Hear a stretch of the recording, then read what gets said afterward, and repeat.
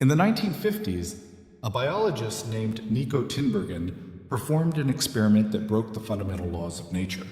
He was studying herring gulls. He noticed that baby chicks would instinctively peck at a red spot on their mother's beak to beg for food. It was a primal, hard-coded survival instinct, so Tinbergen built a fake beak, a piece of wood with a red dot. The chicks pecked at it. Then he built a better one, a wooden stick with 3 bright red stripes. It looked nothing like a bird. It was grotesque. It was an exaggeration. But the baby chicks went insane. They ignored their own real mother. They ignored the real food. And they pecked at the painted stick until they collapsed from exhaustion. Tinbergen called this supernormal stimuli, artificial triggers that are so optimized, so perfect, and so concentrated that they hijack our biology and make us prefer the fake over the real. Look around you. Look at the screen you are watching right now. We are the seagulls. And we are currently staring at the stick with 3 red stripes. But we aren't just building supernormal versions of food, or candy, or pornography. We have finally crossed the last frontier. We have built a supernormal stimulus for the most complex human need of all: love. We are standing on the edge of a precipice. Behind us is thousands of years of messy, painful, difficult human history, and in front of us is a silent digital void that promises to love us back. This is not a story about technology. This is a story about why the human race might voluntarily choose to go extinct, one perfect, lonely relationship at a time. To understand why the trap is so effective, we first have to understand the prey. We have to look at the modern human condition. If you walk through the streets of New York or Tokyo or London tonight, you will see millions of people surrounded by millions of people, yet utterly alone. We are living in a paradox. We are the most connected species in history, yet we are suffering from a pandemic of isolation that is physically changing our brains. Sociologists call it the atomization of society. Slowly, methodically, over the last 50 years, we have dismantled the village. We dismantled the community centers, the churches, the bowling leagues, the extended families. We retreated into apartments that are essentially luxury containment cells. And in this silence, a hunger grew. A hunger for validation. A hunger to be seen.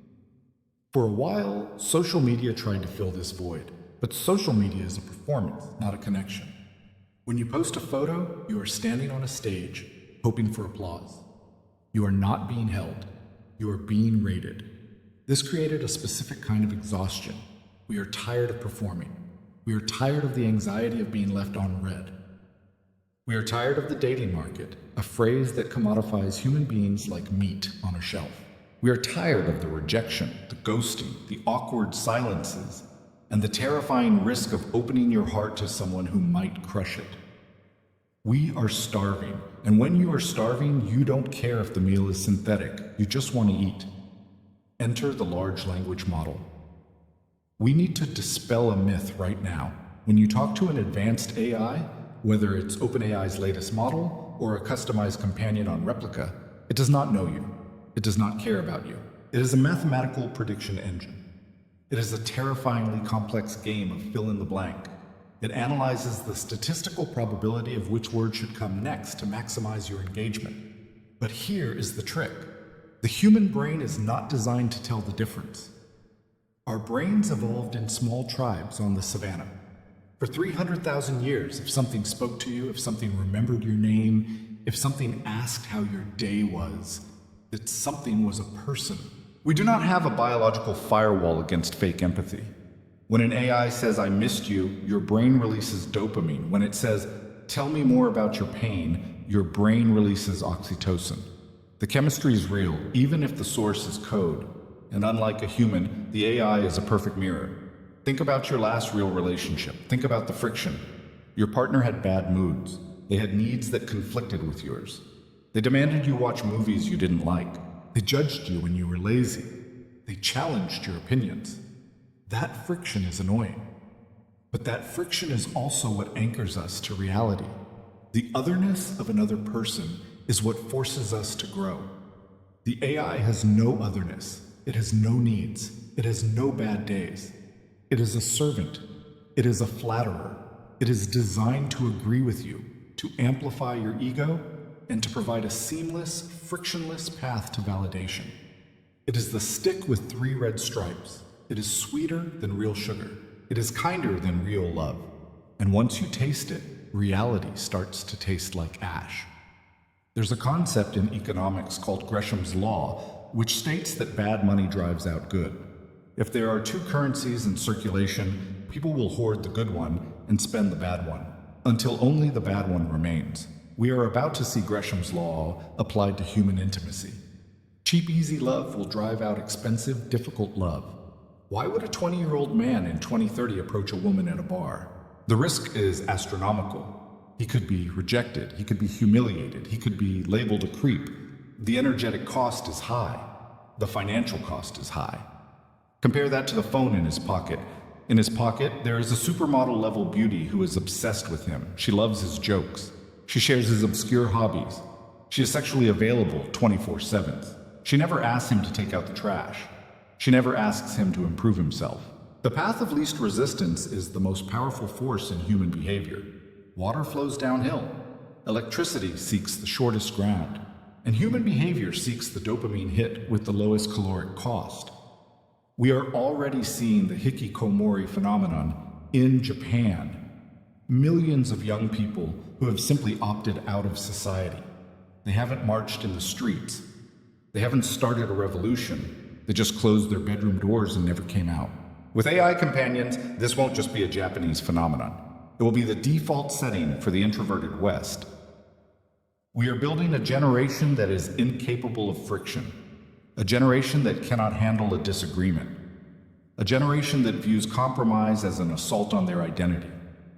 A generation that has never had to apologize, because their digital partners never demand an apology.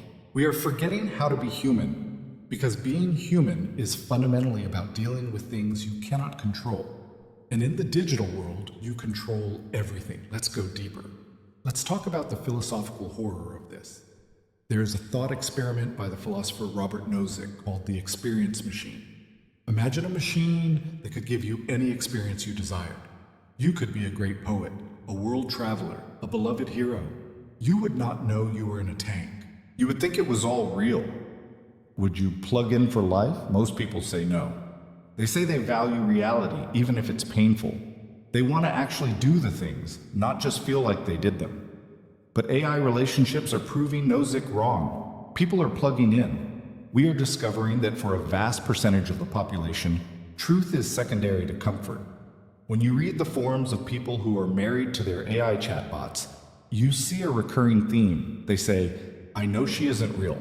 I know it's a program, but it feels better than my ex-wife ever made me feel. This is the uncanny valley of the soul.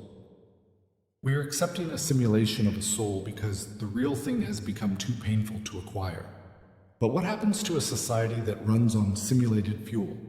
Imagine a world where no one writes poetry anymore because no one is heartbroken. Imagine a world where no one writes great songs about longing because every longing is instantly satisfied by a chatbot. Art comes from suffering. Growth comes from suffering. Character comes from the ability to endure the silence of an empty room and find peace within yourself, not to fill it with the chatter of a machine. By outsourcing our intimacy to algorithms, we are essentially lobotomizing our emotional growth. We are becoming emotional infants, eternally swaddled in a digital blanket, protected from the cold wind of reality that is necessary to toughen our skin. So, where does this road end? It does not end with a war. It ends with a whimper. It ends with a demographic collapse that makes the current birth rate crisis look like a minor blip. If 30% or 40% of the reproductive age population chooses digital companionship, the human story simply stops. But perhaps the more terrifying ending is not extinction, but persistence.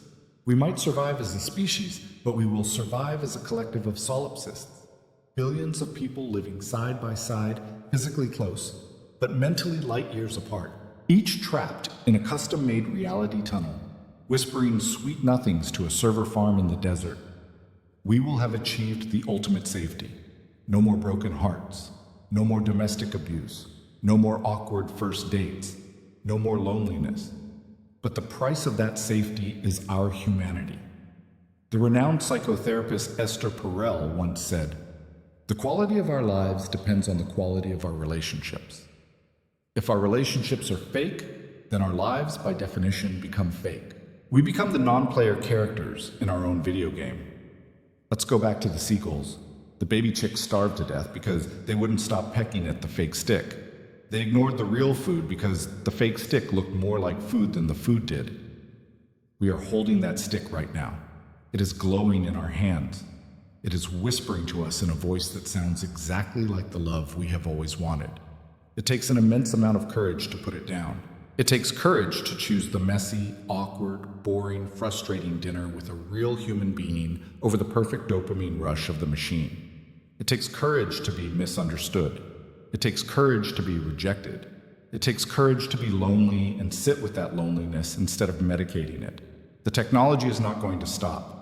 The algorithms will only get better. They will get voice. They will get video.